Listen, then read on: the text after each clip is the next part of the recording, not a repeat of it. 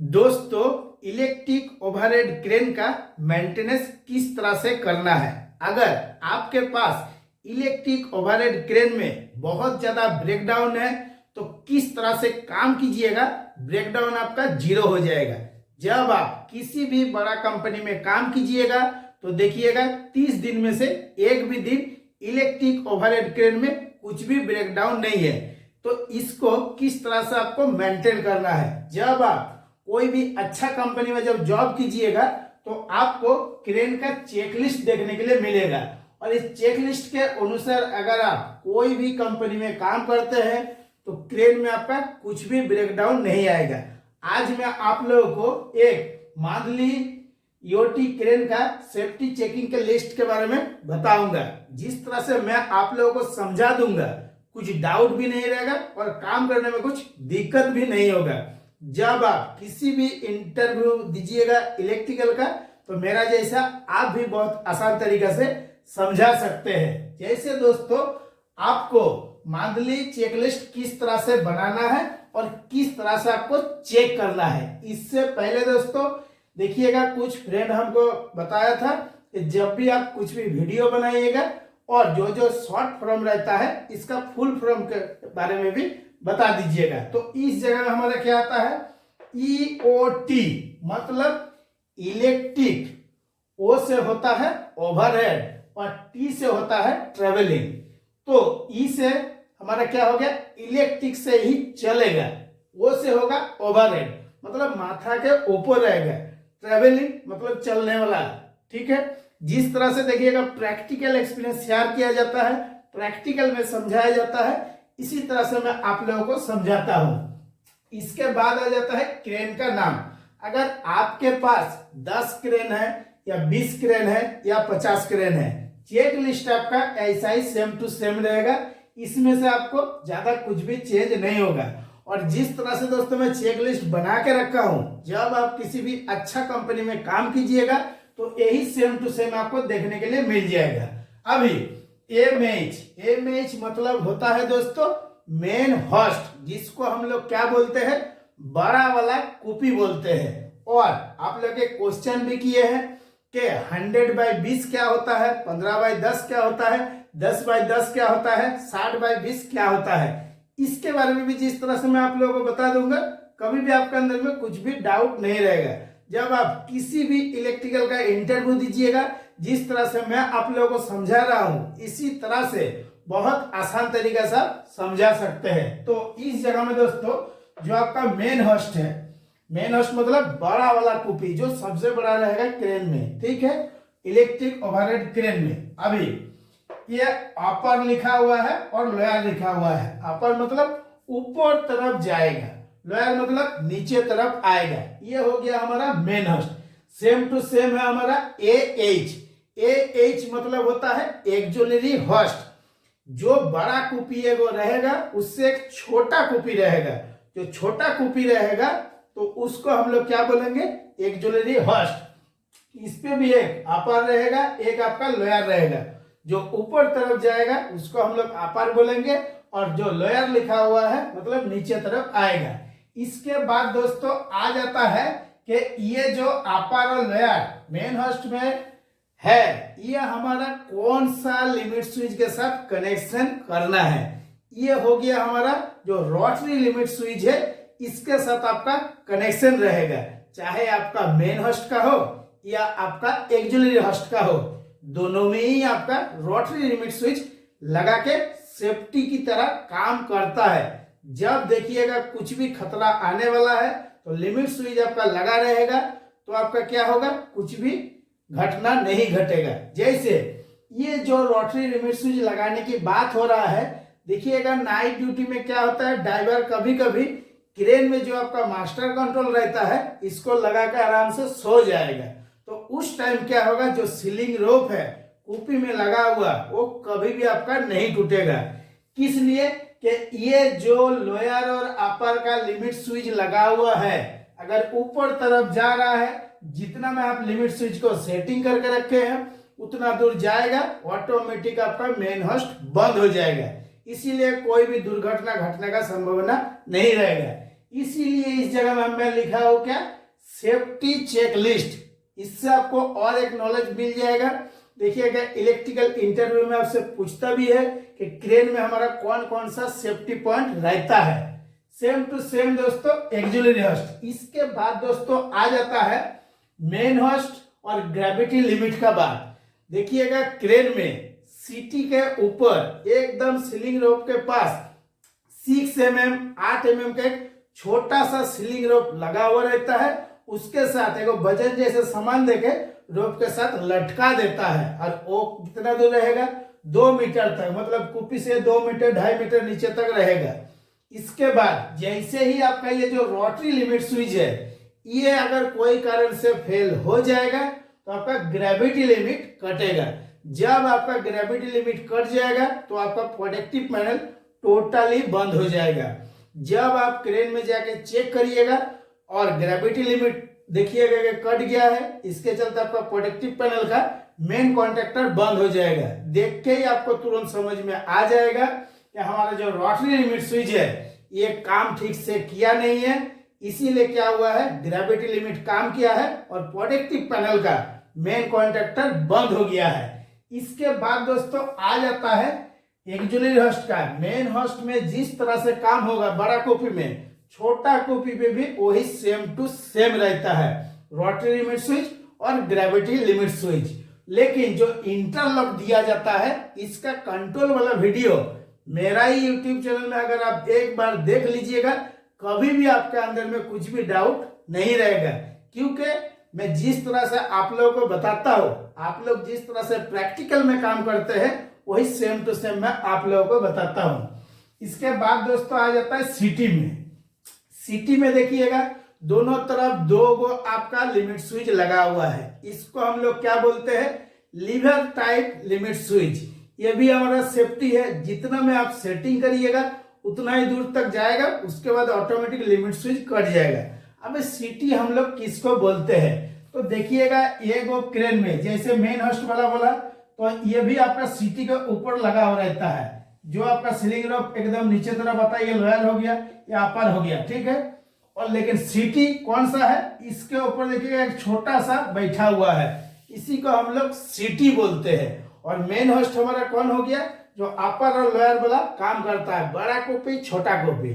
अभी आ जाता है हमारा कौन सा, एलटी। एलटी पे भी आपका क्या होता है, लीवर टाइप लिमिट स्विच लगा हुआ रहता है। एलटी जब चल के आएगा तो ये लंबा वाला जो है इसको हम लोग एलटी बोलते हैं। और एलटी में जहां पे आपका बम्पर रहेगा, जो रेल लाइन है ये लास्ट में रहता है, मतलब लंबा लंबा जाएगा, एकदम लास्ट में जाकर आपका एक बम्पर लगा रहेगा। उससे पहले लिमिट काटने के लिए भी एक बम्पर दिया रहेगा। उसमें जैसे ही आपका लिमिट स्विच का जो आपका लीवर है टच होगा, तुरंत आपका कट जाएगा, ऑटोमेटिक एलटी आपका बंद हो जाएगा। ये कहाँ रहता है, एकदम जहां पे आपका डीएसएल का लाइन है, डीएसएल का लाइन जहां पे खत्म होगा उससे पहले ही आपका बम्पर रहेगा, दोनों तरफ रहेगा, इधर भी एक रहेगा और इधर भी एक रहेगा। और लंबा लंबा जो भी वजन वाला सामान है इसको उठा कर लेकर जैसे ही जाएगा, एक जगह से दूसरे जगह जो लेके जाएगा उसी को हम लोग एलटी बोलते हैं, ठीक है। और सिटी हो गया एलटी के ऊपर जो चढ़ा हुआ है, तो ये हो गया हमारा एलटी हो गया, ये हमारा एमएच हो गया और एएच हो गया, और ये हमारा क्या हो गया, सिटी हो गया। अभी बहुत आसान तरीके से समझ गए। एलटी मतलब होता है हमारा लॉन्ग ट्रेवल, सिटी मतलब होता है क्रॉस ट्रेवल। अभी लिमिट स्विच में आपको क्या क्या चेक करना है इसके ऊपर आपको ध्यान देना है।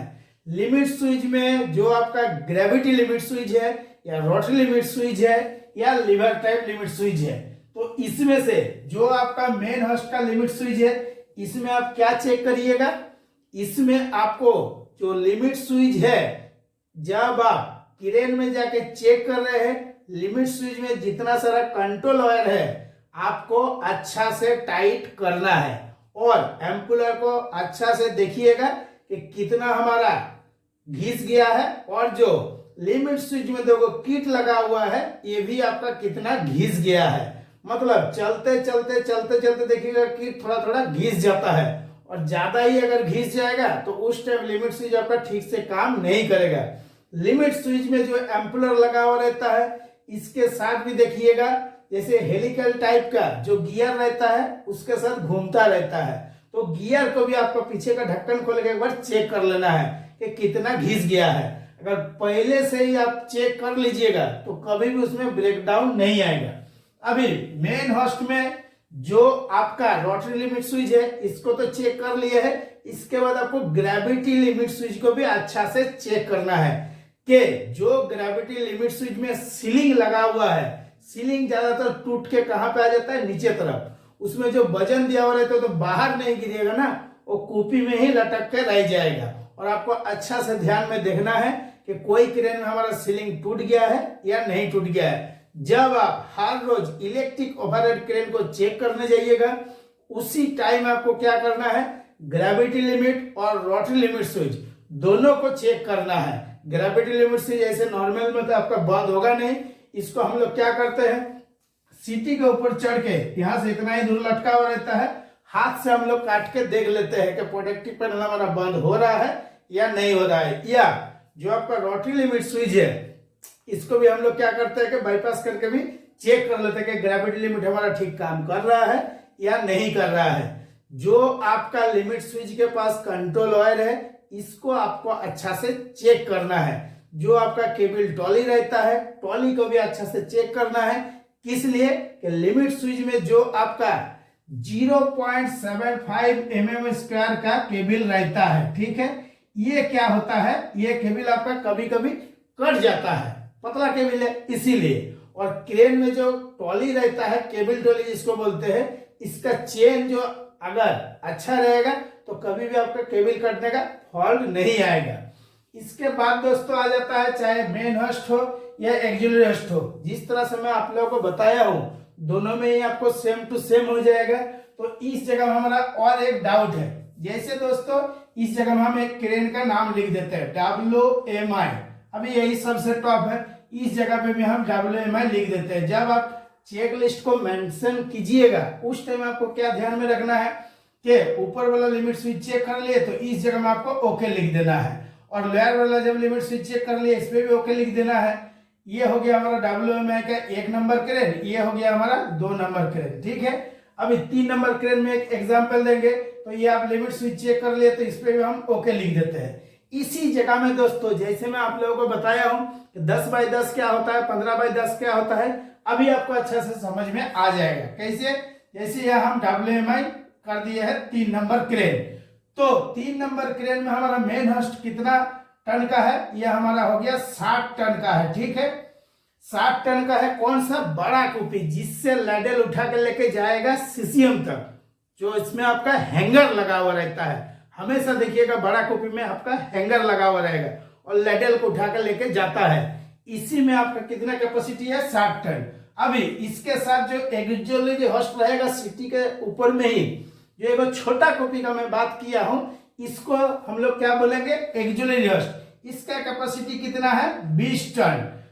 तो इसीलिए इसको कहता है क्या, 60x20, मतलब बड़ा कॉपी हो गया हमारा 60 टन कैपेसिटी का, और जो छोटा कॉपी है ये हो गया हमारा 20 टन कैपेसिटी का।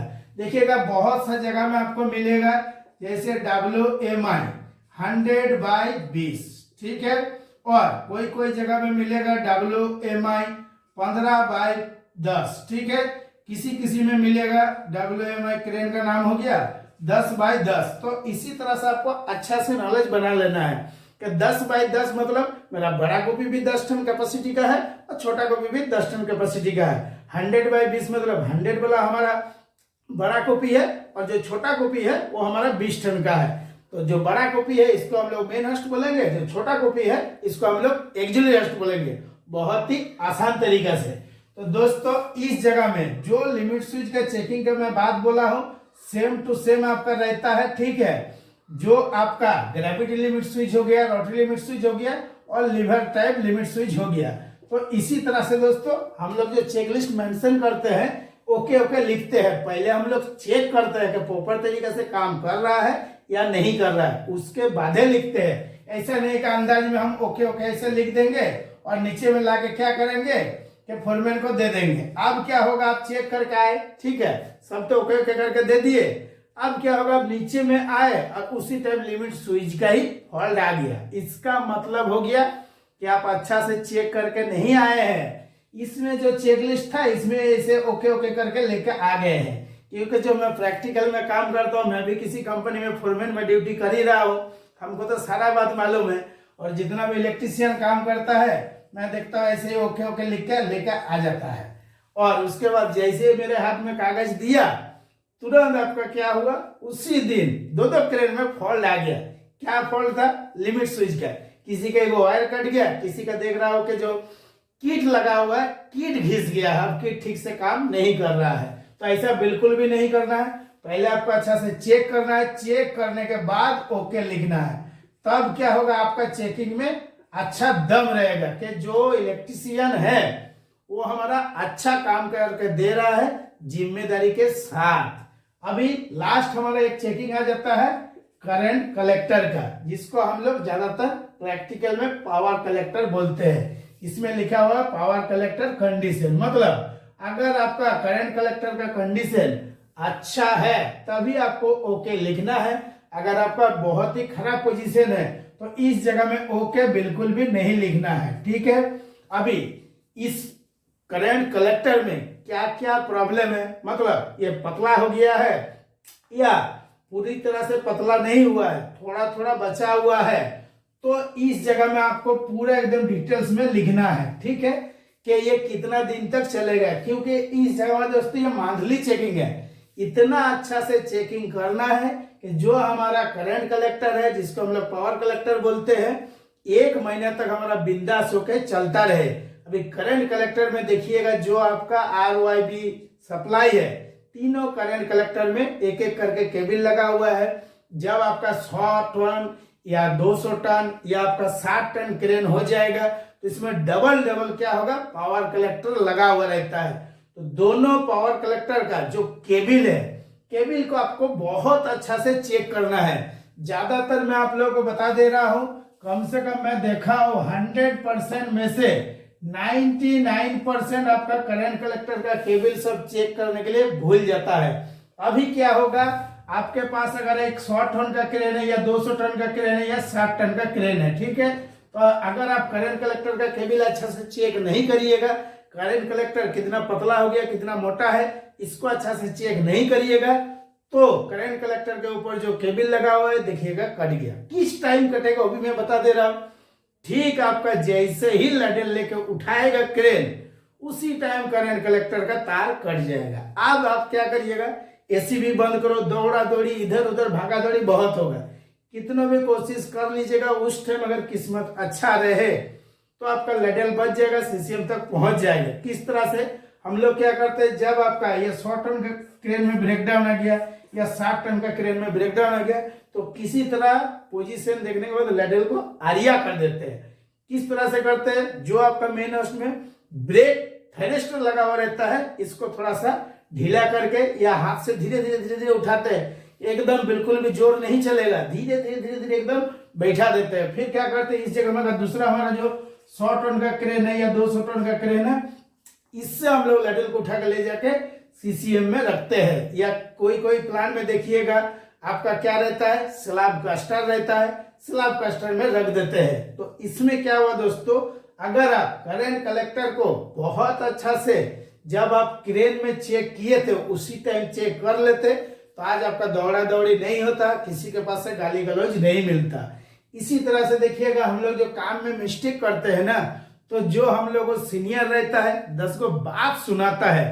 अभी प्रैक्टिकल में क्या होता है वो तो आप लोगों को बहुत अच्छा से मालूम। कोई कंपनी में देखिएगा ज्यादातर आपको हैंडल करने के लिए क्या रहता है, ज्यादातर आपको फोरमैन मिलेगा। अब जो भी रहता है फोरमैन को ऊपर रहता है, HOD रहेगा, GM रहेगा, GM रहेगा, लेकिन इलेक्ट्रीशियन के साथ आपका बहुत अच्छा रिश्ता रखना है फोरमैन को, क्योंकि फोरमैन को तो काम करना नहीं है, काम कराना है। सबके साथ अगर तर्कबाजी करेगा, झगड़ा कर लेगा तो काम कैसे कराएगा। तो दोस्तों आज के वीडियो के लिए इतना ही। नमस्कार, जय हिंद।